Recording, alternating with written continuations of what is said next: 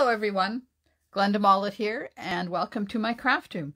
We're going to stamp today with the hand-penned suite of products, and I've added in one of the Ombre Gift Bags too, just to show you how you can use those as something other than just for gift bags.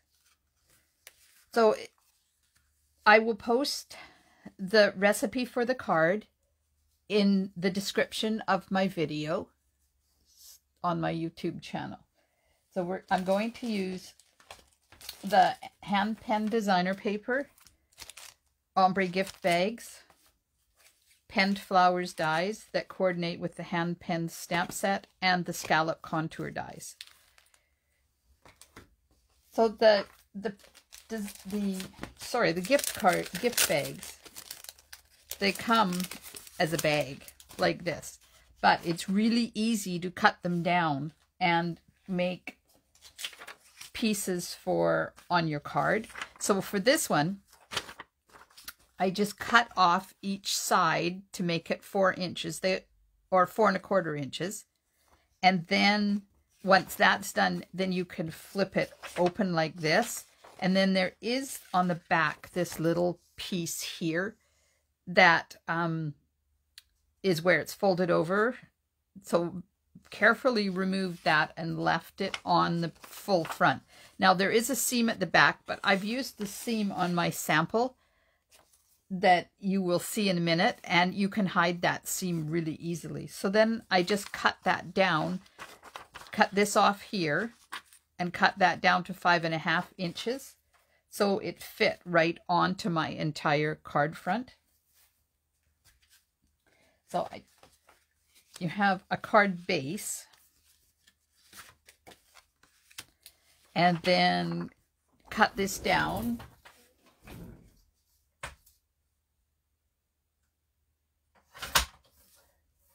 Very quickly. You cut it down very quickly to 5 1/2 by 4 1/4, and then attach it right to the card front. So these are ombre, so they're darker on one end and lighter on the other. So doesn't matter if you're using the front one, it doesn't matter which way you put it. But I already have one done here, and because I'm using the one with the seam, I wanted the seam to be, because it's not in the center, I wanted it to be further to the left. So I made this one with the dark at the top and then the light. So once, I'm just doing this temporarily because I do have one already made. So you just make sure you line up this side, because we're going to cut off the other edge anyways, so it doesn't really matter how much sticks out over that. So we'll just pretend that I just spent time with my Stampin' seal and attach that to the front. And then you open it up and take the Scalloped Contour scallop die, and I lined it up on here like this and centered it from side to side and right up against the very edge as well, because I don't want to cut off too much of this, but I want to cut off a scallop just to add a little bit more interest. And then I used some post-it note pieces just to hold it in place so it didn't jump when I ran it through the machine. Now, if you don't go through your machine all the way, you can tip it a bit and run it through and then back, because remember, when you have a straight edge like this, even though it's scalloped, it's still a straight edge. It's hard for your machine to bump up over top of it and still cut it out. But you can't go all the way through because this will be hanging off the edge of your cutting plate. So I just run it through, went bump, bump, and then back out again. And I ended up with this. So when I put the adhesive on, I made sure that I put adhesive right about here so that these don't flap in the wind. Now, they do get held together with the stitch marks. So it won't flap in the breeze as long as you don't pull them apart. Okay, so that's step one. Then I took a piece of the hand-penned designer paper. And remember, there's a seam there that I want to make sure I get rid of. So when I put this on, I'm going to put it right on top of that seam and leave a little edge on this side. Now I have left this at 6 inches because there's nothing I dislike more when I'm trying to have something go right to the edge and it doesn't go right to the edge. So if you, instead of cutting the 12-inch piece to 5.5, I just cut it to 6. Because chances are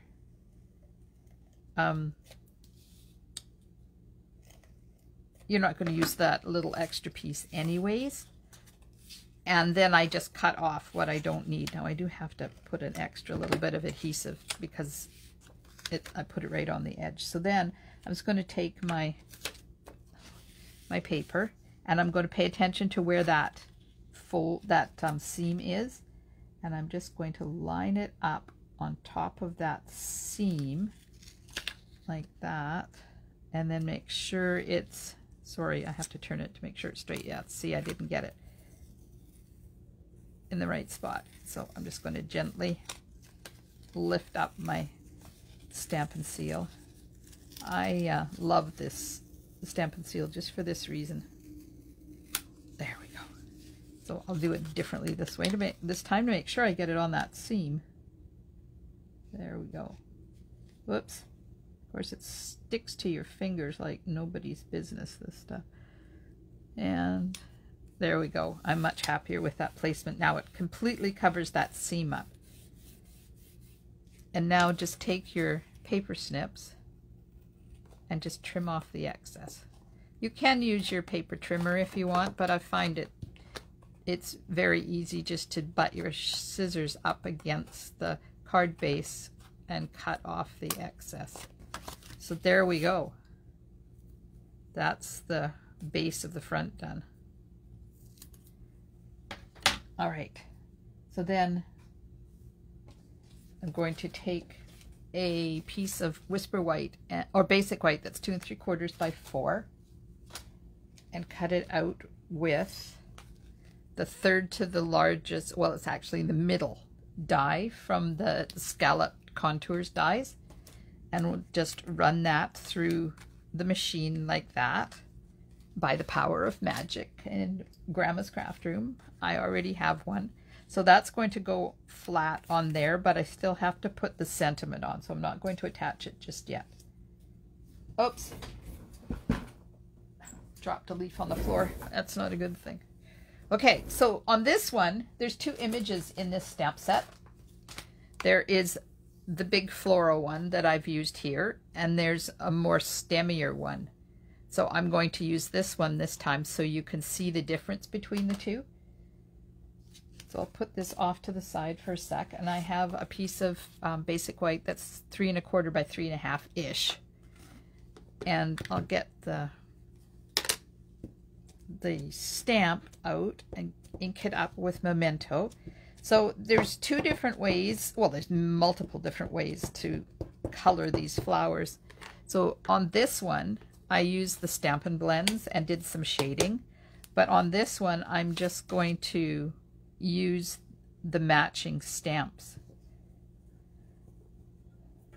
So there we go, nicely stamped in Memento ink. Now the stamp set also comes with the pieces to color in.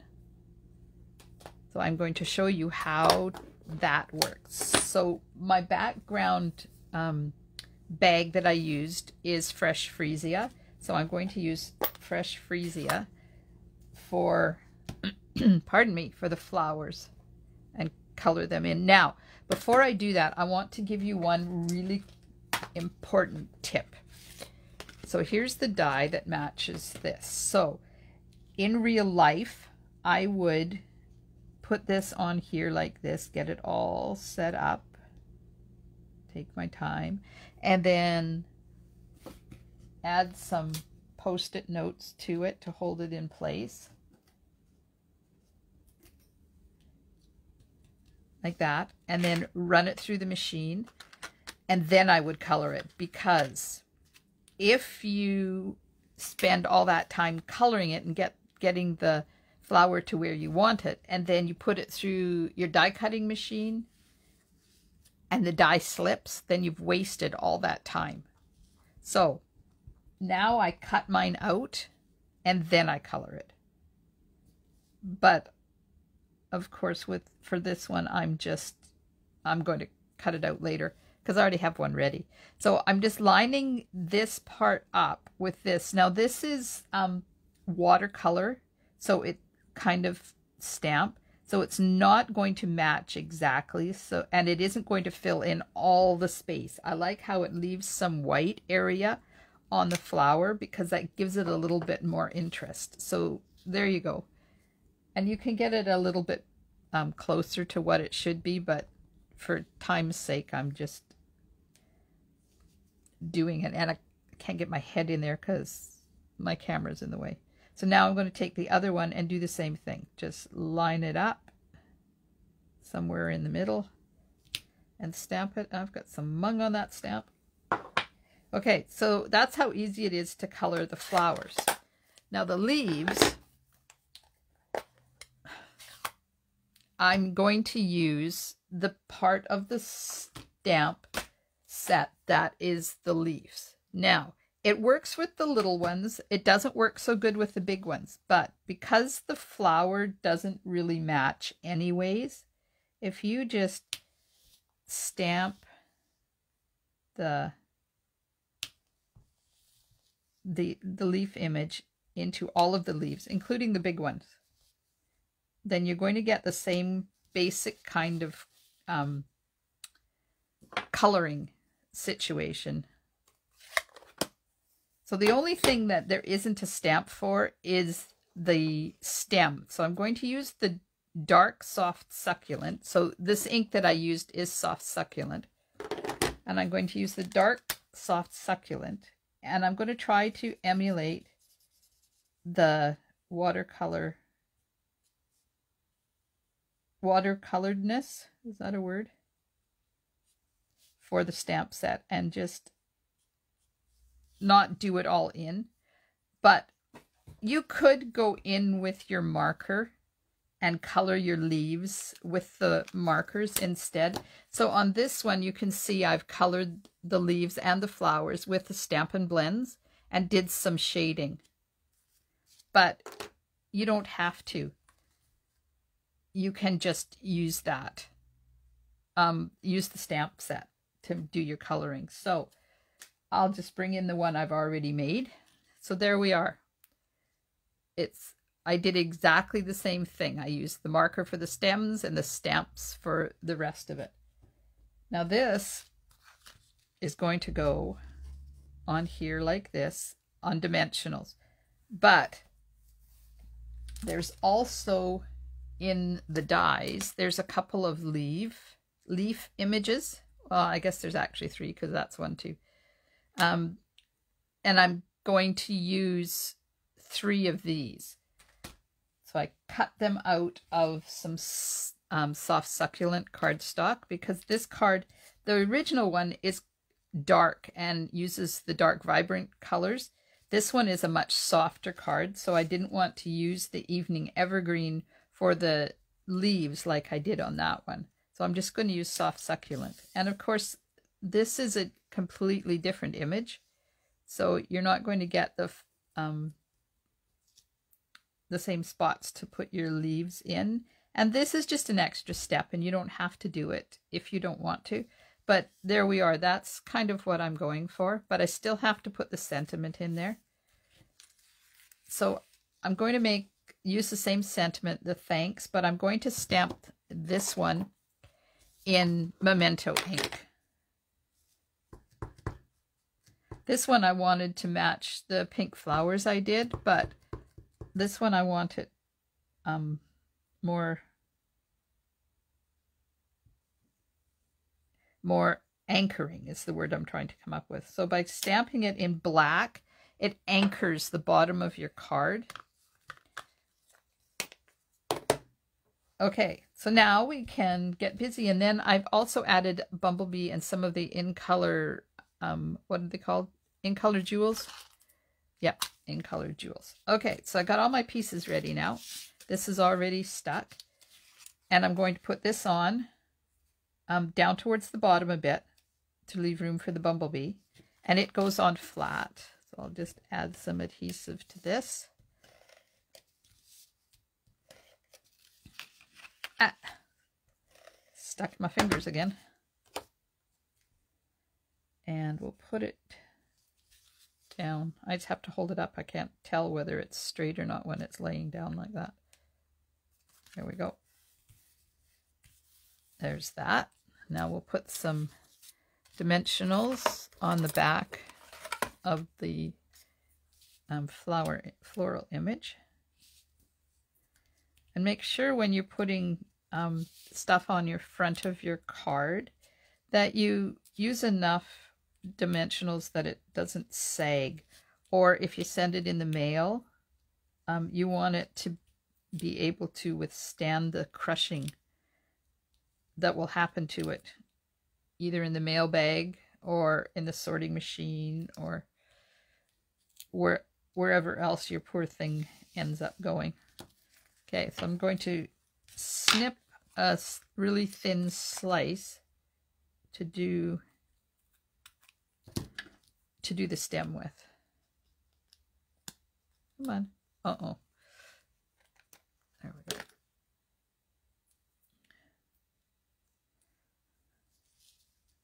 And I'm just going to put that right there because I want the stem. Now, I might need to move that. Oh no, it'll be fine because I'm going to hang this over the edge a bit like that. So now I poke down to see where there's the spots that it could cave in, and there's a real major one right there. So just get another thin slice and I'll just put that up further up the stem to eliminate that squish point. Okay, I'll put that back on there. Good. Good to go. Okay. Now, I'm going to get my leaves, and I'm going to do kind of like a dry run of where I want them to make sure that I'm going to be able to slip them in between the dimensionals. So that one will be good. And then I'll stick one up here, and that one will be good. And then one down there. And that'll be good. Now these aren't going to attach to the back here. They're actually going to attach to this piece. So they won't be popped. Now this is a really cool way to get your dimensional liners off. You just poke them and pull. Of course, you have to have a pokey tool that isn't very full because they do get caught on there. Come on. Thank you. And then I just have to take these ones off. Now, I usually use my thumbnail for these, but I have an owie. I have a wounded wing. Oops, get off. Okay, so now we'll put this on here, right about there, like that. And I'm going to take a little bit of Tombow glue. Come on. And I'm just going to put it on the stems of the leaves, and then I'm going to put it to the side while I finish off my inside and put the embellishments on, because it will allow the Tombow time to dry, and because this type of Tombow has latex in it and it doesn't dry completely, it always remains tacky. It's a perfect way to get little glue dots onto your embellishment that you're trying to attach. Okay, so the inside, that's what I did with that one. That's the image I used, and I'm going to do the same thing, but I'm going to do it in the Fresh Freesia on the inside. So let me get this. I have to pull in my cleaner because the last time I stamped that, it was in Memento, and I don't want to get Memento ink in my Fresh Freesia pad, so I'm just using my Simply Chamois to clean that off.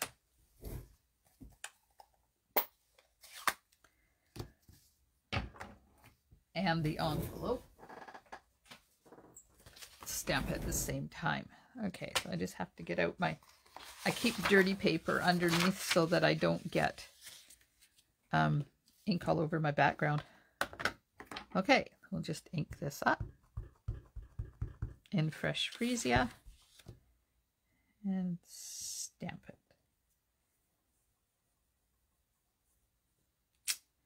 Like that.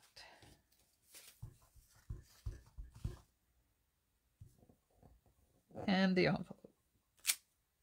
I love this color. This is such a pretty purple. Okay. Organize. Put this away.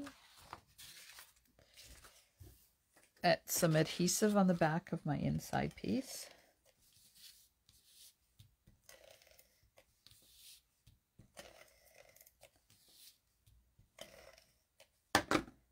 And put that inside my... I got to avoid those. I don't want to get glue all over the back of my card. Just put that on the inside. And then we'll pay attention to the leaves. They're not quite dry, but they will. They'll still allow me to slide them under there and attach them. So I'm just going to slide this in where I want it and then push down. And it all has to do with how strategically you place your dimensionals. I was lucky because I didn't pay attention to that, but it ended up being exactly where I wanted them. There we go. Now, of course, no card is complete without a bit of Winky. I'm just going to add... Now just be careful when you do this because you could reactivate your ink and you'll end up coloring, not just Winky-izing. This one doesn't seem to... I let it dry well enough that it's not doing that. So I just put a bit of Winky on both of the flowers there. Okay, and now that we have the leaves on, I'll add my Bumblebee. These Bumblebee trinkets are adorable. See them? I love them. Okay, so that has to go on with a glue dot. They're very easy to add glue dots to because they're nice and flat on the back. So just hold your glue dot open, push your Bumblebee on top of your glue dot, push down really hard, and then put it where you want it. And then the in color jewels, the rule of thumb is to put your embellishments on in odd numbers, so 3, 5, 7. So I just added 2 of these because I already have the pearl, no, the Bumblebee. So now I'm going to do a test to see what color I want my, yep, I think the purple ones will do. So I'm just going to pull up a couple of those purple ones and strategically place them. So there's big ones and little ones, and I think I'm going to use 2 big ones. Put it down here. So now also when you place your embellishments, they should be triangular in some way because that's the way they're most pleasing to the eye. Okay, so there we go. There's our card. How to use the Ombre Gift Bags as a card background. Is that not absolutely stunning? I so love these bags. The minute I saw them, I knew I was going to order a whole whack of them. And they're not just for gift bags, but of course you can use them as a gift bag.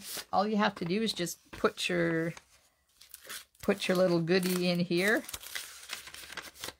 add a sentiment, maybe put one of these floral images on there and give it to somebody and say thank you for being a wonderful friend, or thank you for hosting my Stamping Up event. So thanks so much for joining me today. I hope you have enjoyed the presentation, and I hope you are enjoying the catalog launch. Stampin' Smiles, and bye for now.